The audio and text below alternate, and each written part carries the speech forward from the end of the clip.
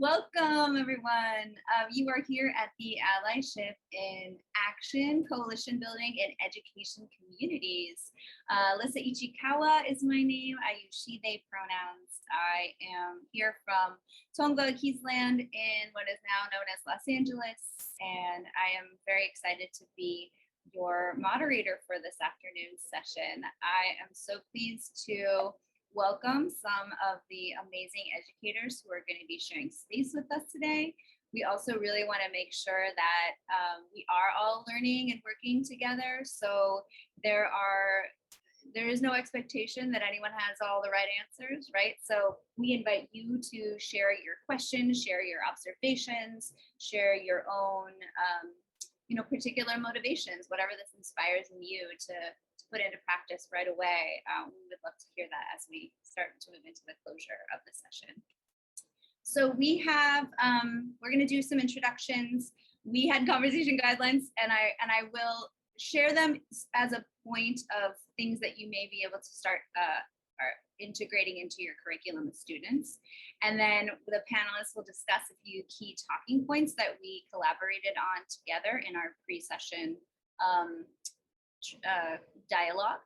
And then we'll have some space for reflection, questions, and really holding that we're not going to fix and solve and get all the answers today. We're going to honor that non-closure. So this is us. I'm going to share this, and then I'm going to maybe stop sharing my screen so we can see everyone's beautiful faces. So I'm going to start with Todd.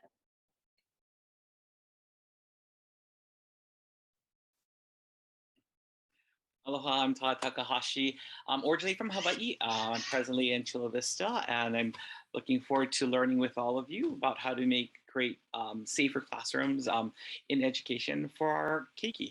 Mahalo. And I'm going to bring it to Glenn.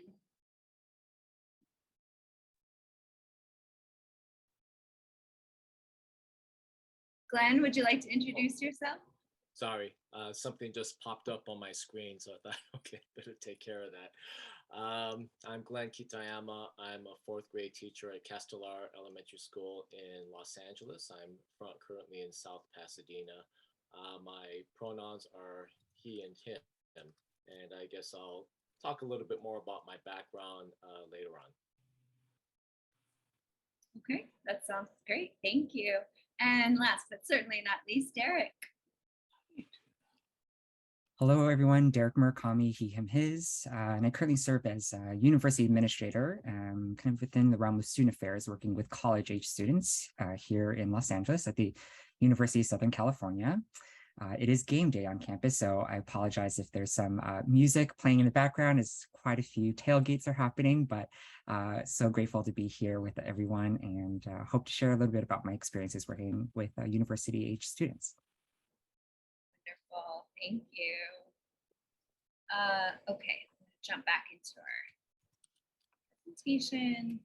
So part of the, let me share some personal information about me. I was a classroom teacher. I have a degree in education, a master's degree in education, and I have been an educator for over 15 years, mostly with kindergarten and first grade. And a little bit of fourth grade. Fourth grade was my last year in the classroom. So Glenn, maybe we can share some stories. And so I'm bringing that experience, and then also the experience of being a diversity, equity, inclusion consultant and facilitator. So I would like to share a little bit of my experience as an educator and as a person who engages with youth in many different capacities, as an auntie, as a friend, and as a former teacher, and then also be able to elevate and amplify the amazing thoughts and contributions of our panelists today. So I'm going to be mindful of stepping in and out of two different roles. So one of the things that I want to offer is adapting your own and with your students if you are educators, and if you're parenting adults, or if you have any interactions with children and young people. I think we all agree that part of what's beautiful about this new generation is that they are so much more aware, sometimes in ways that we wish we could protect them from, about what the complexities are in the world that we live in. And there's so much more curious and interested in being able to carve out their own identity and be able to be seen for who they truly are. So part of building a community of trust within your classroom, within your space, working with youth and young people is setting up some sort of guideline system together collaboratively, right? What are the things we need to have safe, respectful, and challenging conversations? And so these are a few that I've adapted from the classroom, and I've used language that I feel is helpful for any age person to be able to access and make meaning for themselves. So I invite you to, if you're not already implementing some sort of norms or guidelines into your everyday discussions, to have those as a part, as an actual, another person in the room in a way. And it kind of helps keep everybody accountable and helps keep us safer. So we're going to get into our talking points. And as we were brainstorming and sharing ideas and thinking about some common themes that come up with folks who work with young people in any capacity, right? This is for parenting adults, this is for caregivers, this is for educators, administrators, whatever. These are some of the key components that we really feel help elevate the idea of being a true ally and co-conspirator. So the first one that we're going to speak about today is the idea of really following the student's lead and being responsive to the needs that they have, as opposed to centering the agenda that we think we should be having. So I'm going to open it up to our panelists today, and I think we'll start with sort of folks who work with the younger age people, and then we'll kind of move up in progression. So Glenn, can you take it away and kind of speak about what does that look like in an elementary setting in terms of following students' lead and being responsive as an educator? Yeah, that's a really good question, because I'm going to be honest here in that when I was first asked to do I was invited to come and participate in this panel, I was a little reluctant because my experiences in particular with LGBTQ plus students has been rather limited, primarily in the last couple of years or so. But my background is in Asian American Studies at UCLA. In the 1980s, I was part of the redress movement with NCRR, and I'm currently a member of the Manzanar Committee. So the idea of social justice as being extremely important and as being the center of my life is extremely important. And I do bring that to the classroom, and I've consistently brought that in the classroom for the past 20 years or so. From that perspective, being responsive to the needs of students, I think that all kinds of ties in. Now, as I said, in Asian, I've taught in, I was actually a lecturer in Asian American Studies at UCLA for 1 year, and we did an Asian American Communities class. And when I was trying to going over the agenda, I was thinking, well, going over the syllabus and we'll talk about the Japanese American experience, the Chinese American experience. I could talk all about the history. And I thought, you know what, it's kind of important, I think, to talk about talk about the gay and lesbian community, which was relatively hidden, I think, at that time in the late 1990s. So we did. And this was kind of something that kind of came out of this. When I did an entire lecture on this, wasn't sure how it was going to go over. I didn't know all that much, but I just shared what I knew, shared whatever research or articles that I was able to find. And I did that with the class. And this was a lecture hall class of about 220 students or so. And wasn't sure how it was received. And then later on, during office hours, one of the students came in, and I thought, okay, oh, hi, how are you doing? And what can I help you with? And he just started crying. And he said, well, I thank you very much for doing this, because, my message was that you're not alone. And that if anything came out of that, that was the main thing, is that, you're not alone. And I think it made him feel better, because he had never come out to anyone else before, and he was deathly afraid of telling his parents. or telling his friends. He says, he's Catholic also, and he thought, what what's going to happen to me? What's my family going to think? And I didn't, truthfully, I didn't have any answers for him, but all I could do is just kind of listen and hear him out to see what he needed from me. And the only thing that I could really give him was just support and just say it's okay to be who you are. That was kind of the beginning of things way back in '99. Later on, another friend, actually, he was a friend who was also in the class. I didn't know that he was gay. I had no clue, and he just, he just started. We just had lunch together, and of course, I asked him a real stupid question. I said, "How did you know?" uh, and then he looked at me and says, "Well, how did you know that you were straight?" And so it was a real learning experience for me about being responsive and about trying to follow someone else's lead for what this is. And I there's so much more that I don't know than what I do know, and I think that was really important for me.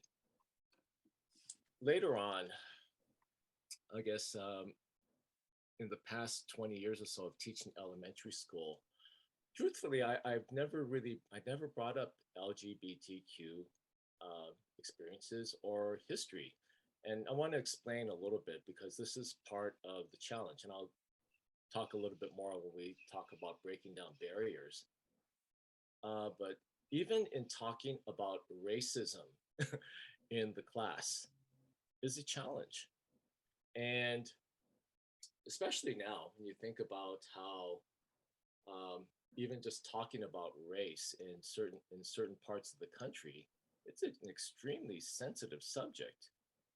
This whole backlash against the so-called critical race theory, and I don't even know how many people really know what that is. Um, that makes it really hard in many parts of the country to be able to talk about racism or the legacy of racism in this country. So regardless of that, still did it. But I'm going to give you one example of a challenge. After 9/11, for those of us who were old enough to remember what it was like, which I think is many of us in this room right now, it was a really scary time. And in particular, for being Japanese American, it was a time that evoked all these fears and remembrances of what our families went through and the stories that we heard from our families and from our community about what happened after December 7th, 1941. And it was just impossible not to think about that time when we think what about 9/11 and the backlash against the Muslim community. And for me, it just hit a chord, and I knew that there's just no way that I cannot not talk about this in my class, even though it was a class at that time of third graders. And I knew that there might be some backlash. And when I talked about it, I tried to make sure that it was going to be aligned to some sort of teaching standard. So in this case, it was a lesson on comparing and contrasting and being able to talk about this. And it was a good thing that I did that. And I'll tell you why in a few minutes. But after that, I explained to them about what my family went through, what our community went through during World War II, and the importance of being an ally for the Muslim American community. Because, you have to understand that telling the students, that you have to understand there's a difference between terrorists and people who are Muslim. And it's a hard concept for kids to understand, but I think eventually they got it. Later on in the year, we even did a field trip to a mosque just to be able to open up. And so that, because there was so much fear at that time of, if you're Muslim, if you see a Muslim, they might bomb you, or they might do something harmful. And it was a good lesson for me and for the kids to go to the mosque and to meet folks so we could talk about things. And then they were able to, they came away from the experience thinking they were so nice. And they went back and they told their parents about it. That is, the parents that allowed them to go, because there were a couple of parents who would not allow them to go to the mosque, thinking that it would be too dangerous. Well, later on in the school year, well, actually, at some point, my room was being worked on, and some construction workers came in and looked at what was on the walls in my room. And of course, I had to compare and contrast about the number of people who were killed at the World Trade Center versus the number of people killed in Afghanistan, and was extremely mad, stormed into the principal's office and demanded that I be fired. So I had to go into the principal's office to explain in what context were you talking about this? So I explained to him about, well, one, it was a lesson on comparing and contrasting. So there was an English language arts component to this, but also to promote empathy and to say that, this is what happened to my family. I understand completely what's happening in the Muslim community because it happened to us. So is that wrong? And there was nothing that he could really say except that, well, I respectfully disagree with your opinion, but I respect what you were trying to do. And then we kind of left it at that. And so those are some of the dangers and some of the challenges in bringing up controversial subjects. But I think that, and particularly in the case of a couple of my students who were at UCLA, that lesson always resonated with me as a teacher, because to not bring it up either is to not have this sort of dialogue. I never would have had this dialogue with a couple of my students, and they never would have had the opportunity to know that they have friends. So anyways, sorry if I was a little long-winded. Thank you. Thank you, Glenn. I really appreciate, I could hear you saying that you don't necessarily have to be able to speak from the I perspective to raise an important topic, that you may have some fear about the backlash, but you have to do it anyway. And that's a part of being responsive. And I hear you also embracing that humility of, I might not know all the answers, and that doesn't mean I'm not going to talk about it. And I hear how imagining being in your classroom with the interactions that you shared about your students and the impact that it had, just being able to name it and acknowledge it helps to have people feel seen and to embrace it as an aspect of humanity. So thank you for sharing that. I'm going to bring it over to Todd. How do you feel like following students' lead, especially as they're getting a little older at the high school level and being responsive? How does that shift? Does it look differently from what Glenn was expressing? I know Glenn was speaking about a little higher education as well. What does that look like for you? I think for me, when I was in teacher college, we only have maybe an hour lecture about the topic of LGBT. Well, that time was just LGBT. We only had like this 1 hour of time. And at the first school I taught at, there was a boy who was obviously gay, but never brought it to his attention. We actually, not knowing that his best friend was also gay. And I was only at that school for 3 years, and then I left. And I felt so bad, only because he kept getting teased. And it's nice to know that my classroom was a safe place for him. He would come for lunch, before school, after school. Drove me nuts sometimes, but I mean, we're wonderful friends today. We're still wonderful friends today. And I think what was the hardest was leaving, knowing that there was another student after my leaving who would come in who would identify as trans later on. And so I kind of harp on myself a little bit, because I always think, if I had just stayed there, could I have created a safe space for this particular student as well? Having moved back to Hawaii, I did teach at Kamehameha schools. And one of the things, in retrospect, and this is really all in retrospect, even though it's a Protestant school, it was a school that those who were LGBTQI felt safe at. Granted, the kahu, or the pastor who was on campus, wasn't the most biggest fan of people who are LGBTQ, who are in our community. But what I found was, even though people were accepting, they also turned it into a joke. So I don't, and in retrospect, I often wonder, did I do the same thing? Did I turn it into a joke? Did I laugh, with them, even though they may have been struggling?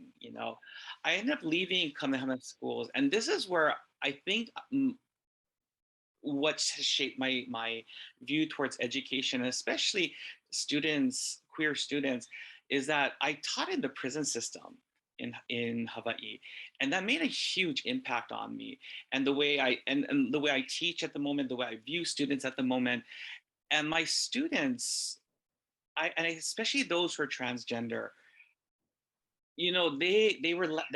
they're tolerated by the guards. They're tolerated by most teachers. And my colleague and I often had conversations about them, thinking just how sad it was that, they're trying to be who they are. And we often talked about the needs of LGBTQ students, not just those who are transgender. And this really, I think, truly affected me, where now that I'm teaching in a public high school again, the way I view my students, I take it very seriously. I've made sure that my first real year of teaching was in 2019, 2020. I put up a sign that says, "This is a safe space." I wanted my students to know that this is a very safe space. But when it comes to following their lead, I had a student who had to teach me to do that. And I teach Japanese, and we were trying to learn to use watashi, or boku. And I had a female student at the time, I'm going to use female at this moment, who said, boku wa da da da da this. And I said, "Oh, I'm sorry, that's meant for males." And she said, "But what if I identify as one?" I think that was like my 18th year of teaching. I'm like, "Oh my God, this has never happened before." And immediately I said, "Well, if that's fine with me, please do that." But this in turn created this common dialogue within me, like, what are we supposed to call those who identify as transgender or non-binary? Like, I don't know what to call them in Japanese. I know what to say in English, but we don't have such a term. And so I turned to my other peers. I wrote this email out and I sent it to my other peers who teach Japanese in all these districts, and even back home in Hawaii. And one teacher from San Diego said, "I teach my students about," I use the word jibun. And when I shared that with my students, they were so happy, especially those, who are part of our community. They were so happy to know that there's a word that they could possibly use. And I did explain that, this is a word that maybe in the city would be okay, but not in the countryside. You might have to, you're going to end up having to tolerate it, because Japanese society has not really welcomed 100%, our community. And so I was really shocked when students started to use jibun, jibun, jibun. And I was shocked because it was almost as if they were coming out to me at that moment. So I think they actually tell us, they teach us, that if it wasn't for that one particular student who said, "But what if I identify as male?" I wouldn't have taken it to the next level. I wouldn't have consulted with other teachers. We wouldn't have had this wonderful, rich dialogue amongst teachers about how can we support our students in the language classroom. And I really think I love what I can't remember, I think it was Mia who stated in the rules and everything. Don't beat yourself up over this, because I was felt so bad over the fact that, oh my gosh, I didn't insult her. But I think if we're cognizant of it and we can apologize for it, we can admit our mistakes. I think students are very responsive to that as well. They understand that some of us older folks, I'm only 36, by the way, just saying. So some of us older folks, just saying, are still learning. We're still in this process. And they were so gracious about giving me that time and that space as well. And I think we just need to, I think those are some things that we just have to key into. And I think, and unfortunately, I can't talk about it from other subjects like math or science, but really from a world languages perspective, and having come from prison and having that really interesting time in prison. I wasn't in prison for prison, but I was taught in prison. I think that really developed my sense of empathy and just a keenness towards that issue, especially since I'm a part of this community as well. Mhm.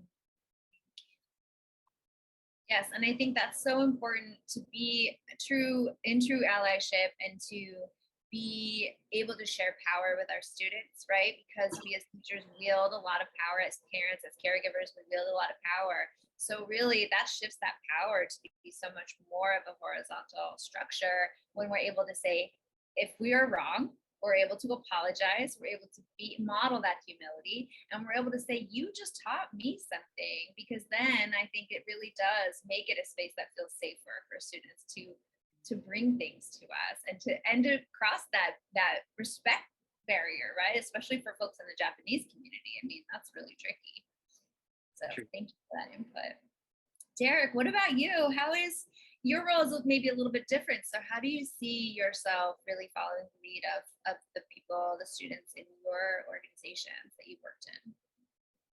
Yeah, so in kind of the space of higher education, I work specifically in residential education or residence life. So working with students that live on campus. And in my kind of decade or so career working with students in kind of a residential space, so much exploration development happens. And I think from the time I, was an undergraduate student to being now in my career, so much has changed to, I think, kind of catch up to spaces that students need outside of the classroom to then be able to thrive academically. For example, earlier on in my kind of academic career, kind of spaces, gender inclusive housing spaces felt like such a novel and innovative thing, and now is such a commonplace, I think, on university campuses where students are able to find housing that allows them to kind of self-identify and live with and choose to be with students who maybe have like-minded or kind of similar experiences. I think now we're also seeing kind of this crux of like not really even being able to catch up quickly enough to now students saying gender inclusive housing doesn't cut it anymore. We need now kind of more integrated spaces where maybe both my racial identity, sexual identity, socioeconomic status, first gen status on campus all then are kind of incorporated into the support that happens outside of the classroom residentially. And so I think systems of higher education, I think, are still fairly archaic, and many systems, I think, are still barriers to kind of success for our students. But I think it is trying to, as an administrator, hear students kind of on a daily basis, hearing from them what are some of the needs that they have. I think mental health resources have been so, I think, needed on our college campuses. And because students are pushing administration to have that accessible, available, universities are having to respond. And so I think it really is instead pushing back and kind of maintaining the status quo of, I think, university systems. It's how can I maybe creatively find ways that I can advocate for some of those pieces. And in working, I think, with many of our Asian identified students on our college campus here, at the end of the day, it's about creating a sense of belonging.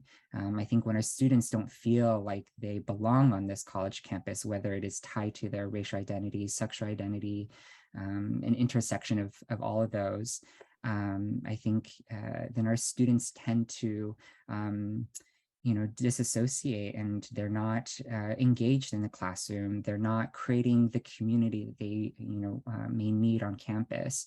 And so I think it's making myself available as an administrator in a residential life setting to kind of hear kind of those students and be available to those students, to kind of share my own experiences and how I can help navigate some of the red tape that exists within those systems.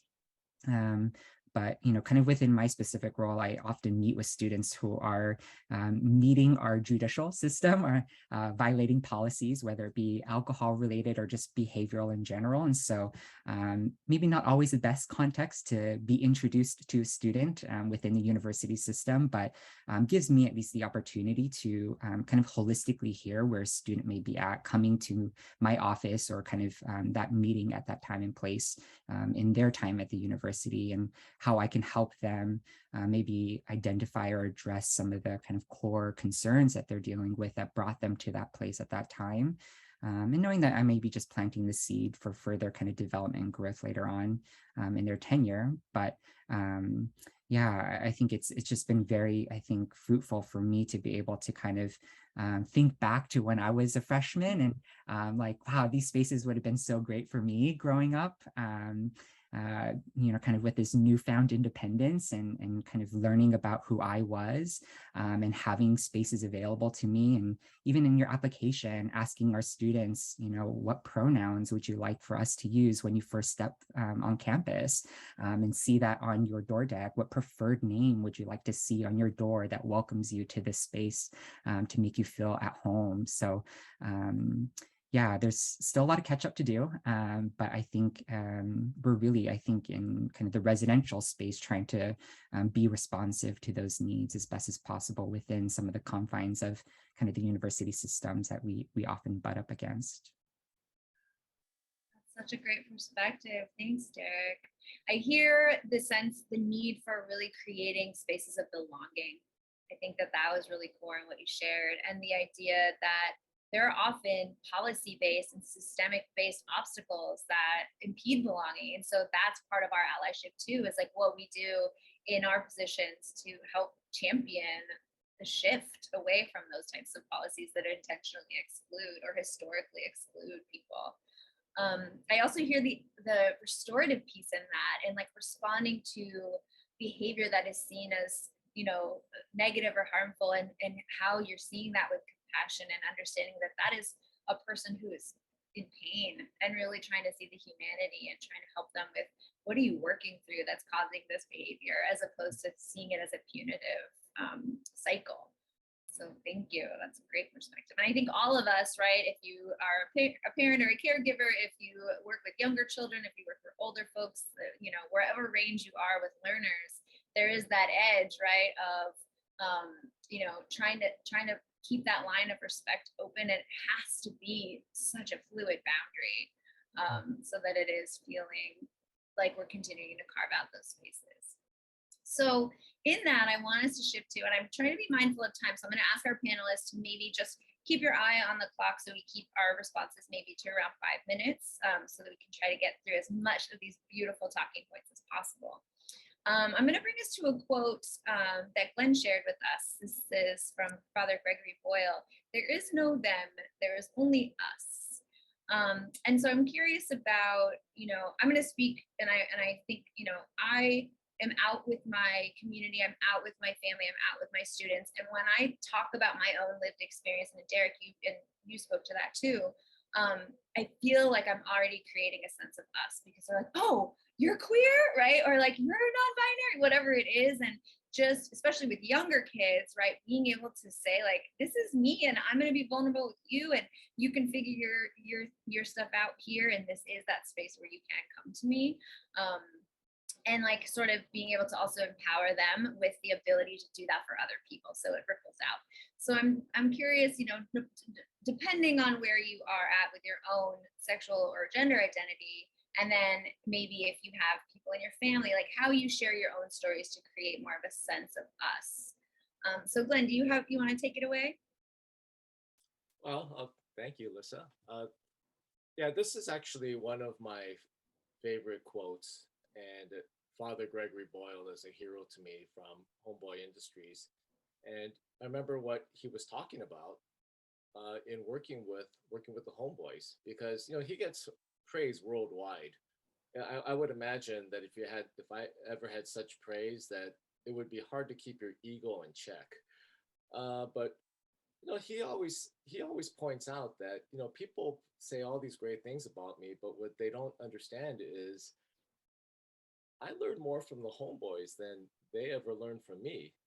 And some people you think, oh, that's kind of disingenuous. But when you hear him talk, I think that he sincerely believes that because he talks about the lessons that he's learned from the homeboys and just by listening.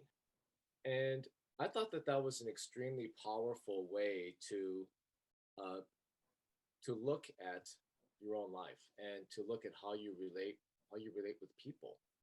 He shared one experience I remember about there was a former teacher who came in and says, "Oh, Father Boyle, I love your work, and I have so much experience, and I just want to impart my knowledge on the homeboys. And I feel like I have so much to share with them." And he's patiently listening to her, and he just said, "You know, I'm not sure if this would really be a good fit." Because what they really are looking for are people who are going to work with the homeboys but not for them, or not as a bleeding heart saying, "I'm going to give you all of this," because we're all in this together. And I think especially with the classroom, I think that that's a very important lesson to learn, even with fourth graders, is to in trying to build a classroom community that, as I think Todd and Derek were mentioning, about creating a safe space where they could feel comfortable being themselves. Absolutely. And really increasing the representation to all different aspects of identity too. Right. Right. Yeah. Thank you. I am going to shift us to the next one because this comes up a lot. The idea of really trying to break down some barriers and where we sense resistance. And I want to speak particularly to, and I think Derek raised this, when we have to advocate on behalf of our students, in terms of policies, administrative decisions, things that are perpetuating or creating harm, and how we use our power and our position to really keep pushing against the resistance to break it down. Derek, do you want to start with that? Sure. Yeah. I mean, I think one, I think part of it is certainly kind of administrative power, kind of resistance we see within kind of systems of higher education, those that make decisions that then have a trickle down effect policy-wise, procedure-wise, for the rest of administrators and or students at the institution. So I think one clear example, kind of working here at USC, was the introduction of pronouns in our housing application. We had students at all levels, both undergraduate and graduate, advocating for some of these changes. So we set up some meetings with administration and was met with a lot of resistance around how much time and effort it would be to incorporate this into the application process, and then how that would be integrated into kind of the classroom role, educating professors on the use of pronouns, and just kind of it is a lot of, I think, kind of excuses of kind of implementing something to kind of catch up to overall needs of our students. So part of it was really just continuing to share personal narratives and experiences of our students of how impactful making what seemed like such a monumental change administratively, how kind of deeply it meant for the students to have this happen. And not just for students who identified beyond a binary, but even just students in general to be exposed to I think some of this education, we have students even at such a urban campus here at USC, students that come from very rural, homogenous communities around the country, around the world, who I think benefit by being exposed to concepts that kind of expand their worldview. And so I think it was really important for us to continue to push administration. And we were able to really, when we sat down and looked at the systems, realized how simple it was. I think also kind of surveying professors, many of which were already incorporating use of pronouns in their classroom settings. And then there was, certainly those handful of professors who, I think had been used to not necessarily including it, who then maybe required a little bit more tender love and care to introduce, kind of these subject matters. But Yeah, I think that resistance we later learned was more, I think, fear of the what if rather than, I think, the embracing of catching up to really making and living up to some of the values at the institution around kind of this sense of belonging. And we really pushed that value of the Trojan family. And I think that kind of pulled some administrators around to like, okay, yeah, we really do need to buckle down and really live out this value that we say we really want to live out here on campus. Thank you. Yes, I hear you saying too the idea that often, like in those positions, we're amplifying the voices of our students, and the teaching ends up actually being directed at the teachers and the people of a different generation who need that support, and not as much, right, with some of the people who are experiencing it coming from that lived experience, and how that educational opportunity really helps everyone. Absolutely, that's great. Todd, do you see that show up a lot in terms of barriers? Do you want to speak to anything, particularly with where you're at? You're muted. In terms of barriers, I think what's interesting is I like to kind of split when I think of, Japanese American population. I think there's what we call generational Japanese Americans who've gone through the war and everything. Then you have that they are Japanese Americans who are products of the war because their mothers came from Japan. And then I've only had one generation since moving here to California. I've only had one generational Japanese American. The rest they're brand new to the country. They were all born in Japan, or they were born in some part of the US, moved to Japan, or born in some other part of the world. And so they've come to America, so it's their first experience. And and I'm very fortunate that I actually have a few of these Nikkei students who are a part of our community, and they're in my classroom.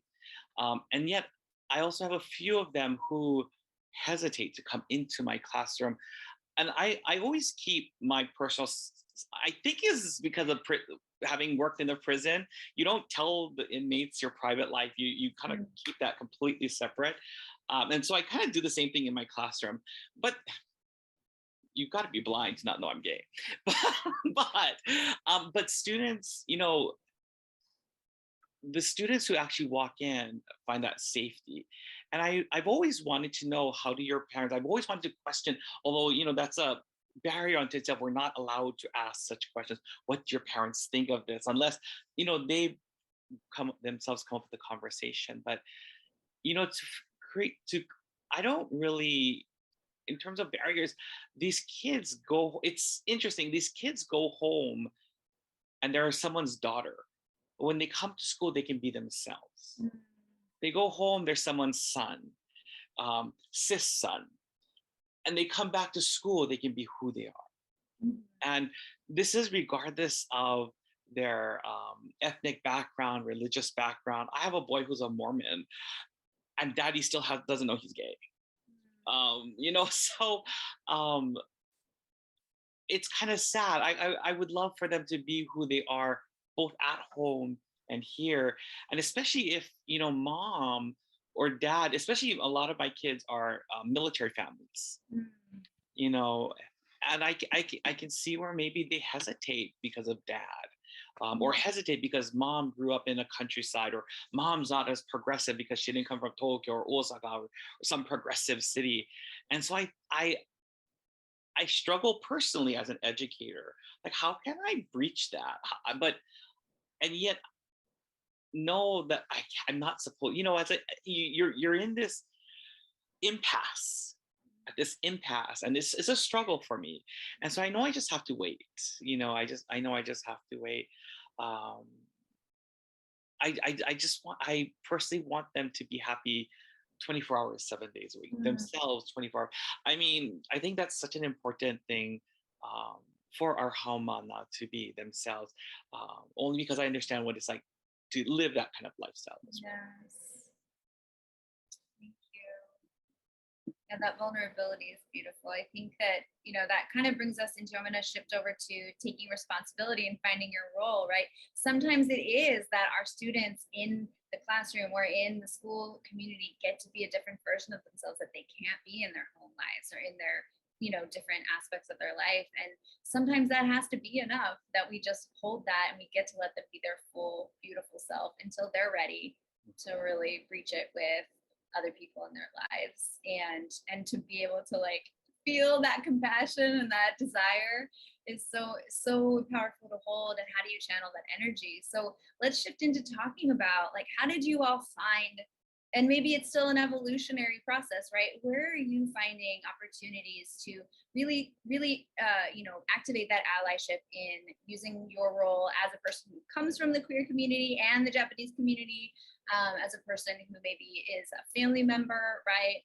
How does that work for you in your work with students? So Glenn, do you want to start us off? Okay, and this is also just wanted to comment a little bit about where's the resistance? Yes. Because I know that, and this is also about taking personal responsibility too. And so, to me, the resistance in elementary school, at least, and I would imagine in public education, is that bigotry against the LGBTQ plus community is still socially acceptable in many quarters. And that to me is a real challenge. So even on the playground, and this is something that I did deal with all of last year, because there were kids calling each other names and very homophobic names, and I just said, no, that's not right. So we had to talk about it. We talked about the history, talked about the Stonewall riots, and I also talked a lot about my own personal experience with friends and family, and expressing that. And this is, and I actually do bring in a lot of my personal experience, because I said, when you say things like that, you hurt me, because we're all in this together, and I have friends and I have family that I feel like you're insulting when you say things like that. And then they kind of nod their head, and they shake their head, and then go back out, and then of course it's like the lesson is lost. I mean, this is like they're elementary school students. But it was a very serious issue, but we talked about it enough, um, where I think for some students at least they kind of got it, and for other students they were honest, and I was glad that they were honest and saying that, well, you know what, my mom and dad, they say that if you're gay, you're going to hell. And I said, oh. And so we had a talk about that also. So I tried not to, part of me wants to, what are you talking about? But of course you have to, as a teacher, you have to hold that in and just try to bring that out. Like, what do you think about that? Do you believe your mom and dad? What do you think about love? And what have you learned in Sunday school about love? And isn't God supposed to be the God of love? And love in any form shouldn't be bad, right? And I said family member. And at that time, I didn't want to out my daughter, because my daughter is bisexual. And I never really talked to her about this, because we've had discussions or whatnot, but never had a clear discussion. Is it okay for me to say that to tell people about your experience about you being bisexual? I didn't talk to her until a couple of weeks ago when I was scheduled to present here. I says, would you mind me saying this? And she said, no, of course not. That's fine. So I said, okay. So now if it comes up again, I would say, no, my daughter is bisexual. She likes women. She also likes men too. It's all good.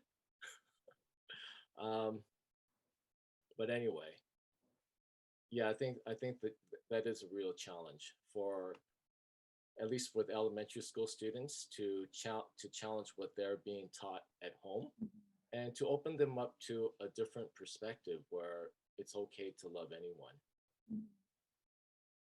Yeah, telling the history, right? And really making a case for why it is not okay and why, and really exposing the truth behind some of the impact of these words, right? That kids they don't know yet. They don't know what they don't know. And I think also being able to respect the consent of others if we're telling their stories, that can be a really powerful tool in terms of really helping people feel safe and respected. I see you taking the responsibility of being, helping to build the compassion in folks who may not come from that identity of being a queer person or being a person at the intersection of Asian and queer identity or trans identity. So yeah, those are two really important points. Thank you for sharing those. I want to make sure that we have enough time for folks in our who are joining us today to share some questions or thoughts. And I always like to try to encourage people to put something on the line. So what is something that you can take away from today that you want to apply to your daily life? So before we do that, I really want us to get to the last point here, which is keeping our allyship alive. And I actually, as much as I love the idea of allyship, I don't use it. I use the term co-conspirator because I believe that it's really about being with people when we're really truly showing allyship. So I love that we came up with this language of keeping it alive in that thinking, how we make it a part of our daily practice. So can we have some closing thoughts on what you do personally to keep your allyship alive? And can we start with you, Todd? Sure. When I really think about, if I can just go back a little bit, when I think about my high school self, I never had anyone, no form of representation, so really in high school, I was thinking about this on the drive here to my aunt's place. I was thinking about it. When I thought of gay people, I thought the only jobs that they could ever have were beauticians and drag queens. That's it in high school. I didn't think they could be professionals. I didn't think they could be teachers. I didn't think people wanted them as teachers. I didn't think they could be administrators. I didn't think they could rise to Secretary of Transportation. Now in my role, and I think having worked in the prison system really helped mold me. I really feel that representation, the students know I'm gay. I don't talk about it, but I think that representation lets them know it's okay. There's a teacher who's gay. He may not talk about his private life, but it's okay. But they feel safe in my classroom. That's important. And so I think for me, as not just an ally, but someone who's a part of this community, representation matters huge, big time. I think it's so important for students to see us in all different fields. In terms of allyship as well as a whole, I'm so grateful because I do have the GSA president as one of my students. And she herself has said, do you know why you have I didn't realize like a majority of my students are LGBTQ. I had no clue at all until she brought it up. Do you know this kid? Do you know this kid? I go, yeah. Do you know why they're in your class? Like, no, they just want to learn from manga or read anime or whatever. And she actually said, no, it was because Mr. Takahashi, whether or not you're gay or not, they feel safe in your classroom. They know they can be who they are in your classroom. They feel safe. It's a safe spot. So, if you're going to, I think as an ally, you want to create a safe space. I agree with some of, I was at the Buddhist Symposium as well. I like the fact that you're not calling students out. There's no tokenism in there. You're just one big ohana. And that's what's most important. You create this ohana. And students know you mean it. Last year, I had a student, and this was so quiet, it was so under the radar, actually bully another student for being transgender. Once the email got to me, I was shocked to my core, and I put it right in my syllabus that this ain't happening. This is a safe space. You have a problem, you can leave my classroom. I don't care. I really couldn't care less. Both students are in my level 2 Japanese class at the moment. And I made sure when I went over the syllabus, I didn't mention the incident. I didn't mention any names, but both of them knew who they were. And I said, if this happens again, you call me. because this will stop right here, right now. It will never happen in my class. And I think you need to lay down the law, as I think I lay down the law enough that people know this is a safe room. I think that's so important for them to know. So in terms of a classroom, it's got to be a safe classroom. Students have to know that they're safe with you, that you won't call them out just because they're white, black, blue, orange, purple, gay, lesbian, whatever. That you are one Ohana, and I think that's so important. Yes. And I think being able to hold that idea of like zero tolerance policy while also responding to the person who caused the harm and help them understand, right? So it isn't just like a canceling, it is that opportunity. Like, you can be in this space, you're welcome to stay here. You have to understand why that's not okay and not do it again, right? Yeah, I think the forgiveness piece can be really challenging, especially if we do identify that way, because it becomes so personal. Right. Thank you. Derek, do you want to speak to how you keep your allyship alive in your role? Sure. Yeah, I think for me, it's one, I think personally thinking back to on individuals in my life who I would, I think, bequeath the title of being an ally for me, and knowing that, somebody who may have a friend who maybe kind of shared similar identities to me would consider an ally, maybe didn't feel like was an ally for me. And so I think it's recognizing kind of the individual kind of personal rapport and relationship that you build with somebody that allows them to feel like you could be an ally for them. And so it is, I think, building those genuine relationships with the students that I work with to ensure that I understand the personal experience that they have lived to this kind of personal kind of extent. And recognizing then how I can kind of continue to speak up in spaces that they may not necessarily be in, not speaking on behalf of them, but certainly speaking up when necessary. But two, I think it's also in kind of the professional organization spaces that I'm in, being in some uncomfortable spaces where I don't necessarily work on a daily. I think I get the privilege of working with a lot of folks who work in gender identity spaces on university campuses across the country, and really delve into that work that I don't necessarily do on a daily basis, and learning from them of kind of what are some of the things that students are experiencing on their college campuses. While also, I think, understanding that part of the work that I get to do is then helping disaggregate some of the Asian experiences that exist on our college campuses. Not all Japanese students experience the same thing versus Chinese students, Chinese-born students, whatever it may be, that I think our kind of Asian student populations on our college campuses often get, I think, kind of clumped together in one monolith. And so I think it is trying to, I think, help push different narratives and experiences that certainly exist within all of the kind of that broader identity of umbrella of being Asian. I think too, it's what's been, I think, really important is knowing that it is a daily activity that, one day, a student may be considering me an ally doesn't necessarily make me a lifetime ally for them. And so it is continuing to go back to that work and understanding where maybe those spaces where I didn't speak up or stand up, and where do I need to challenge and kind of get back in kind of touch with that student to understand, how I could better leverage the spaces that I'm in to help kind of amplify, as you kind of mentioned, their voices. And I think, kind of Glenn spoke to this aspect of empathy. I think it is helping us, also our administrators and students, build a capacity for empathy. It's not acceptance. It really is just building that empathy for the experience that our students are going through.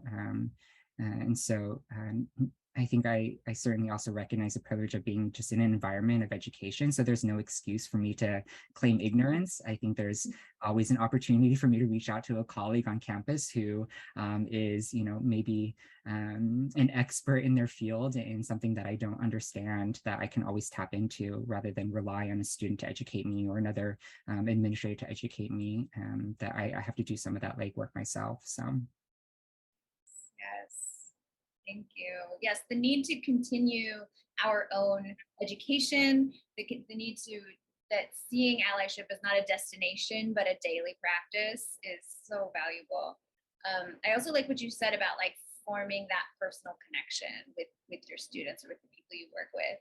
and Todd, you kind of spoke to that too, of like, you don't necessarily have to talk about the fact that you're queer or whatever all the time to still show up as your full self. And in doing so, that allows others to feel like they can show up as their full selves. Yes, thank you. Glenn, you want to close us out with what does it look like for you to keep your allyship alive? Well, I was reflecting on one experience at the end, near the end of last year with one of my students. Because after we had all of these discussions, she felt comfortable enough to be able to come out to the entire class. And first time I've never ever seen anything like that in my life. And afterwards, I pulled her aside during recess, and I almost started crying because I just told her, you know what? You're one of the bravest people that I know. And I said, I have many friends and family who could not have done what you just did in fourth grade and did not do it because many of my friends, and I'm 60 years old, so way back when, oh my gosh, that would not even be a question. And for her to do that, I thought that was just an incredible stand. And here's the funny thing, though. She looked at me and she said, Mr. K, I don't understand. Why do you think this is courageous? And it's just who I am. And it kind of gave me hope because even afterwards, to the kids, didn't matter. She's still the girl. She's still the girl who's really good at handball. She's still the girl who tells really great jokes. She's still the girl who's just an incredibly nice person. It's like, oh, okay, that's fine. So yeah, I think that's what I have hope for too, is that it's going to be, people are going to be able to tell those stories and be their full selves and not have to be brave, that it's just already a part of how the rest of the world is able to see them too, right? I mean, that's a huge milestone that we can make culturally, I hope. Awesome. Thank you so much, everyone. I wanted to give one last, I always have you heard of the spirit of the staircase when you leave the room and then you think of the thing you wanted to say. So any panelists want to share any sort of like final thoughts before we see if any of our participants want to ask any questions or make some of their own observations? Okay, great. So for anyone who's been listening and talking with us, I'm actually going to stop sharing so we can see folks if they're here. And if anyone would like to ask a question or maybe share a thought or something that really resonated with you or something that you feel motivated to do right away to incorporate into your practice, is anyone willing to unmute and share? If not, I might call on you. I am still a teacher at heart. So I'll make a comment. Michael Jones from San Jose. We hear a lot of concerns of parents that an LGBTQ teacher will influence their child to become LGBTQ. And I've got a little experience at this point. My oldest son had a gay Japanese language teacher in high school. He was, in fact, heavily influential in my son's life. My son is now a successful high school Japanese language teacher and head of the language department in his school. He's also married, still heterosexual, and has 2 children. And I think that's a great example of the influence of a gay teacher. I'll give you 2 guesses as to who that teacher was.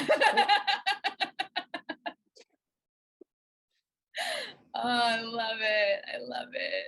Thank you, Mr. Jones. He still calls me Mr. Jones after all these years. Yes, I think for us to be able to show our humanity and be seen by our students, by their families as a whole person, and to really be able to keep that aloft, right, in terms of being able to push away some of the rhetoric that people operating from a place of fear, right, are really, really championing right now. And being able to say, I see your pain.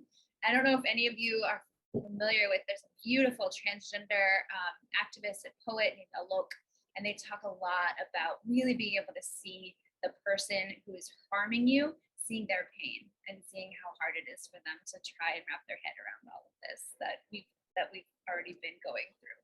So I love that. Yes, Keith, yes. Do you know who I'm talking about? Maybe if we share out any information, I'll share an amazing video that I have of their recording of speaking. Anyone else want to share any personal reflections, any questions, anything coming up from you that generated today?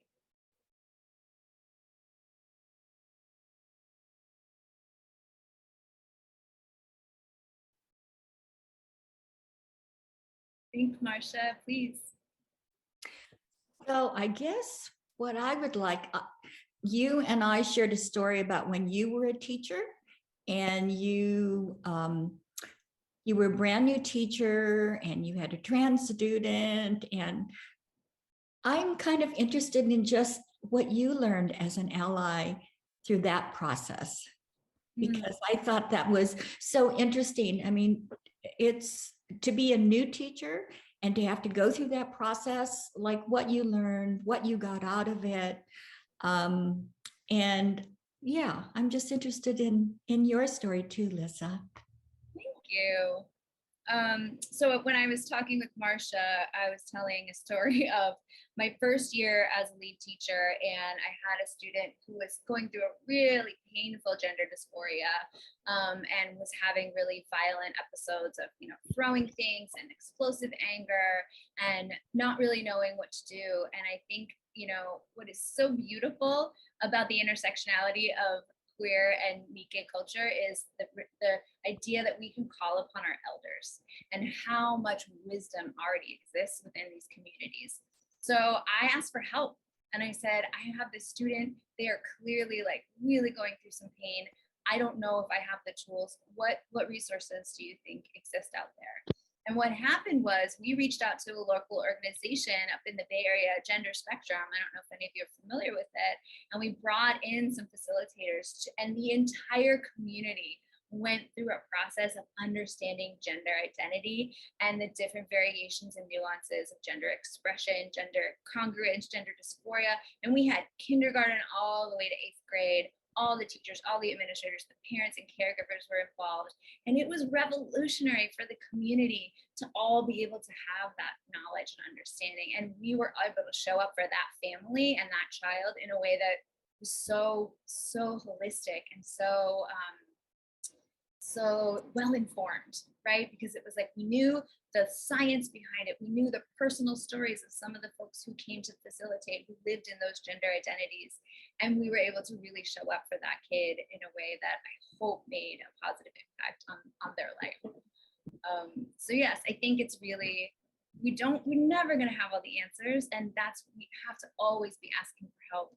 And sometimes that even means asking for help from our students, right? And being and not having to perform a role of being an all-knowing, an all-perfect person.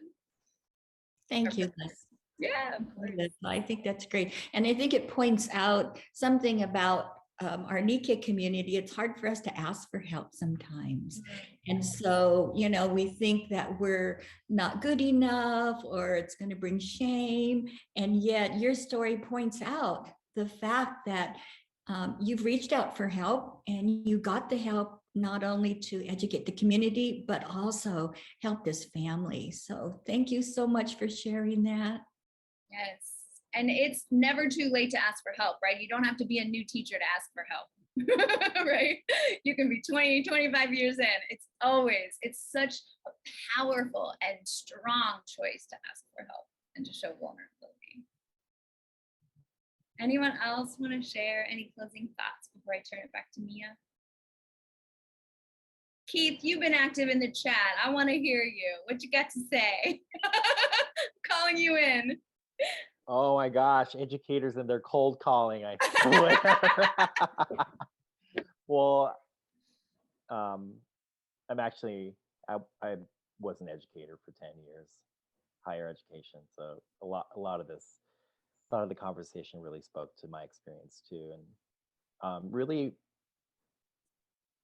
being careful to kind of shepherd as whether you want to or not, you are shepherding, and I like to use the word brave space for students to open up to you, because that's a huge step. So I mean, I think I saw a lot of that in the panelists conversations and their stories. So I'm happy that it's happening, hopefully happening more often than maybe 10, 15, 20 years ago.